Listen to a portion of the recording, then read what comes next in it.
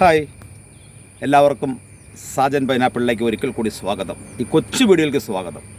ഇന്ന് ഞാൻ പൈനാപ്പിളുമായി ബന്ധപ്പെട്ട കാലാവസ്ഥയുമായി ബന്ധപ്പെട്ട മാറ്റങ്ങളിൽ നിന്ന് കന്നാരയ്ക്ക് വന്നിരിക്കുന്ന മാറ്റങ്ങൾ, ഒരു പൈനാപ്പിളിൻ്റെ വ്യത്യസ്തമായ നാഗരാജാവിനെ അനുസ്മരിപ്പിക്കുന്ന ഒരു പൈനാപ്പിളിനെയാണ് ഞാൻ നിങ്ങളെ ഇന്ന് ആദ്യത്തെ വ്യത്യസ്തമായ ഒരു കാനിയിൽ നിന്ന് കാണിക്കാൻ ഉദ്ദേശിക്കുന്നത്. വീഡിയോ നോക്കിക്കോളൂ, ഓടിച്ചു.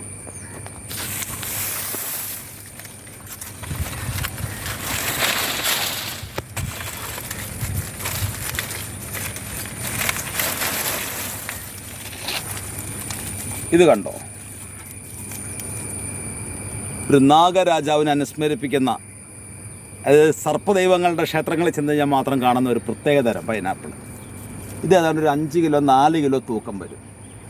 1 2 3 4 5 6 7 8 തല. ഇങ്ങനെ എടുത്തു കഴിഞ്ഞാൽ ഇതിൻ്റെ അകത്ത് 8 തലയിൽ കൂടുതലുണ്ട്, 10 തലയുണ്ട്. ശരിയല്ലേ?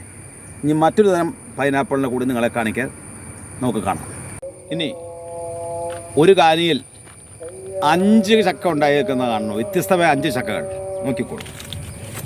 ഒരു കാനിയിൽ നിന്ന് 5 കാനി ഇടയ്ക്ക് പൊട്ടി 5 ചക്ക ഉണ്ടാക്കുന്നതാണ്.